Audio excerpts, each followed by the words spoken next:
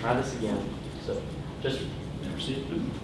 Well, so what was the first opinion you reached, or conclusion? my opinion was that Danny Dawson swerved on the road to avoid a deer. An animal, object, something. Just swerved off the side Swerved of the road. off the road. Well, do you have an opinion as to why she might have done this? The ruts on the glass are consistent with someone swerving to avoid an object and the road. What happened next? The car went into the glass, and then came back onto the road where it overcorrected, lost control of the car, and then impacted the road. Now, you also said the roadway conditions might have played a role in the crash. Could you explain this a little more? Specifically, looking at the guardrail at the time, currently the guardrail has been extended, and if this guardrail had been extended at the time, in my opinion, this crash would not have, the car would not have impacted the road. Is there any other reasons that this road might be dangerous? So at the time it was raining, the road was slippery, there were trees close to the road, lack of guardrail. Thank you, Monsieur. You may take your seat. Bold. Now, your third and final opinion was that Ms. Dawson was traveling at a speed much lower than what was reported by the FCT team. Yes, that is correct. How did you reach this conclusion? I determined that when I came to do my calculations using the combined speed formula, I used something called the drag factor, and I determined my drag factor was different than the one determined by the fatal crash team. Well, first off, what is a drag factor? The drag factor is essentially when the car is driving on a road, it's the friction between the tires and the road. That is essentially the drag factor. Well, what methods can be used to determine a drag factor? We have two methods that are normally used in this situation: a conversion table and also a drag sled. Which method did you use? I used the conversion table. Well, which method is more reliable? The drag sled is very rarely used. It is not reliable for any of my colleagues. The rate of error, user error, is far too high. So I use a more reliable conversion table. Well, are there any other problems with using a drag sled to determine the drag factor? There is not any research that I'm familiar with that says that the drag sled is reliable. What method to determine drag factor did the FCT team use? They used the drag sled. What was your ultimate conclusion about this crash? That Mademoiselle Dawson swerved to avoid an object on the road, and that the road was dangerous. This was augmented by the fact by the rain on the road, and that she was also driving slower than reported on the fatal crash. And in your expert opinion, what was the cause of the crash? Miss Dawson swerving to. No further questions this time around. Cross-examination? Yes, sir.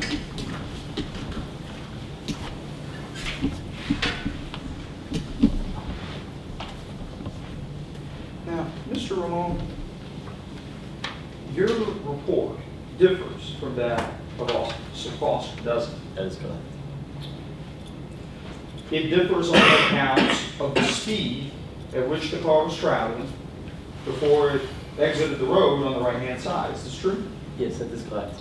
And you came to this conclusion by calculating the damping coefficient of the road and relating it to the velocity of the vehicle.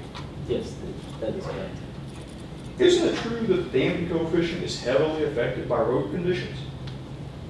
Yes, which is why when I used the conversion table, I used the lowest number, which took into consideration the wetness of the road. And the drag coefficient on the grass is also impacted by grass conditions. Is that correct? That is correct. But you weren't actually on the scene of the accident that night, were you? No, I was not. However, I was able to make these conclusions by applying my expertise in this field. I've done this many times. I was able to inform. But you did not firsthand observe the conditions on the road like Officer Foster did you? I was not there.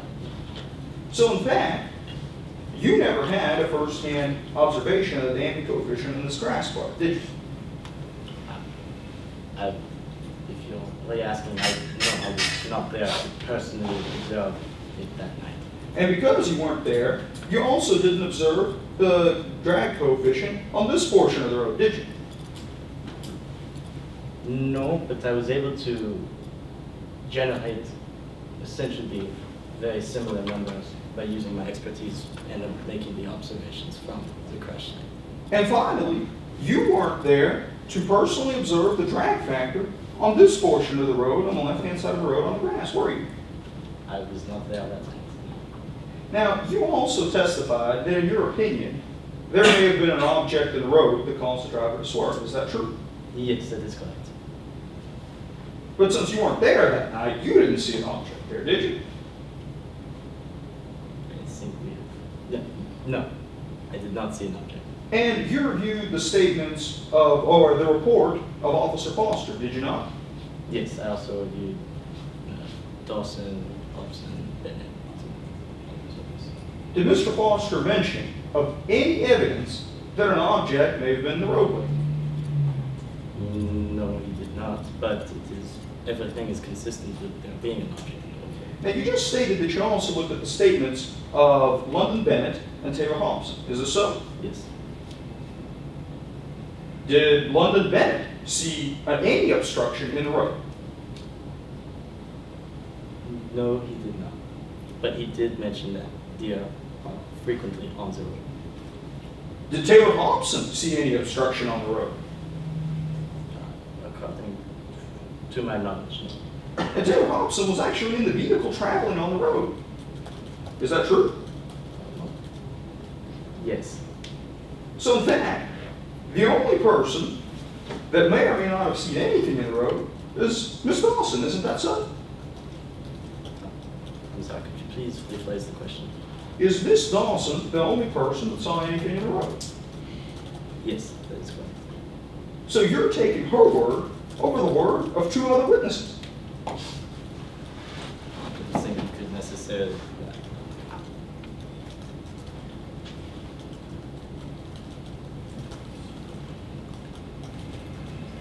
Yes. And she's the one paying you, isn't she? Yes. She's paying you specifically to consider her alternative theory of what happened. Isn't that true? Yes. That is all for now, Your Honor. Can you recross? Redirect, Your Honor? Redirect, yeah.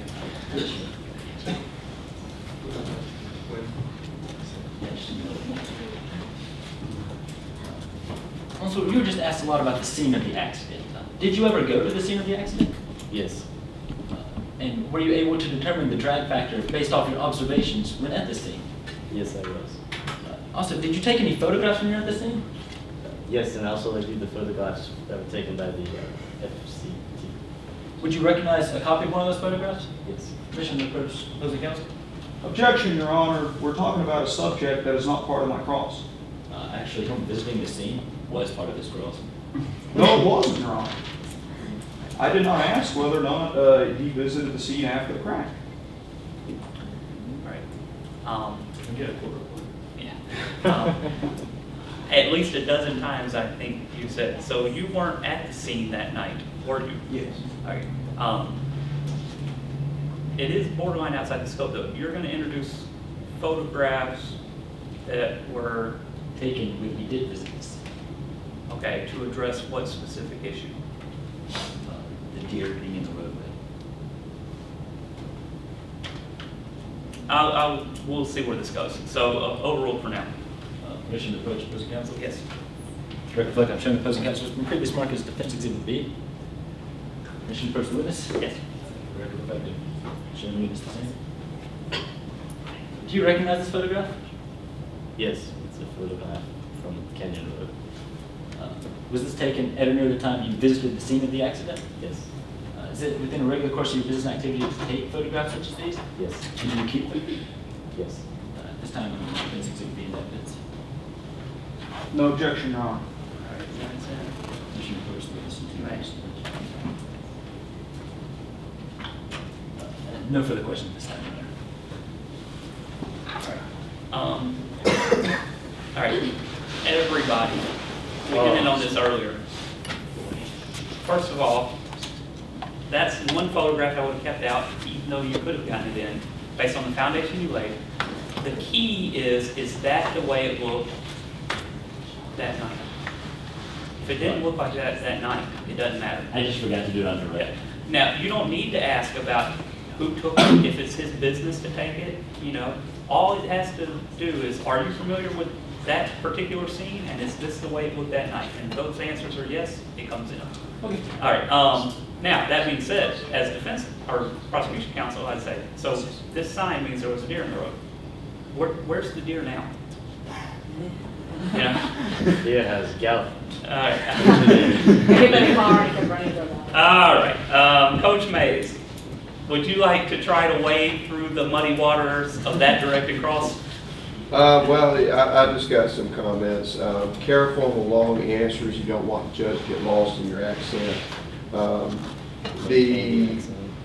I've always wondered why we're admitting these expert reports. I don't know why we're introducing them, because you can nitpick a bunch of stuff in the expert, and there are more stuff in that report to object to other than just conclusion. Anything that's been told to in the report can be hearsay within the report. So I don't think we introduce a report. I think all we do is we just bring out the expert opinion and everything we need through the expert, because that it gives them the opportunity to have a big, long, messy objection battle if they want to do it. That's why- On the flip side, if somebody tries to do it to us, we try to exclude what we want to exclude. We don't get into the big messy thing, but there's a possibility it could occur if we're the ones introducing the report. I wrote, good try, read the summary, but I agree. The word in the 1006 is voluminous. This is often done a whole lot when you've got federal court records, and there's a bunch of federal court records, and it's a stack of it like this. I mean, I can You're write not more going to be able to go if over you that. That's not a problem.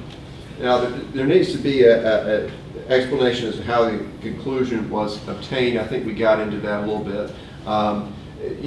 The best expert is the expert that the jury says at the end of the direct examination. I didn't really need him to tell me that. Like, for example, an expert will say, how can you tell whether something's an entrance wound or an exit wound? Well, it's because of how the wound is. If the let's say it's a skull, if the bone is kind of headed in one direction, you can tell that was the entrance wound. The bullet was going that way. And the marks on the other side of the skull was in the other direction, you can tell that was the exit wound. The expert that explains that is going to have, one, a lot more credibility, and the witness is going to be able to, better explain his conclusions. And in this case, when you got the battle of the expert that gives the best explanation as to what happened, not only what happened, but why and how, is probably going to win. The But one keeping thing it that simple the for the jury jury. understands. Okay. Are experts not allowed to give the conclusions they reach? That's what I didn't understand. They're allowed to give opinions. As soon as that happened, I was everything in my brain is like. It is just my blowing opinion that the scene is consistent with the deer coming out. It's a whole lot different from saying the deer came out. The scene is consistent is a whole lot different than saying that it actually occurred. And you can say, for example, it's my opinion that the car, or you could even say, what's your opinion, your first opinion? Well, from the rutting marks, from the marks on the road, we can determine that the car exited the road at this point and came in at this point. But you can even say something like that, I think. But as far as the deer, in order to give that conclusion, you've got to have some kind of methodology lined up to show exactly how you came to that conclusion. Unless you've got deer hoof marks or whatever it's called, you really can't say that with certainty. you can say that the scene and the marks of the road is consistent, and the way the car moved is consistent with an obstruction or some other deer, but you can't say that definitively because there's no methodology that can determine that definitively. Does that make sense? Yes. Okay. So it's an issue of stating it as this is the conclusion he came to, not a, there was a deer. I mean, it's a fine line, but he can say it's consistent with a deer, but he can't say there was a deer.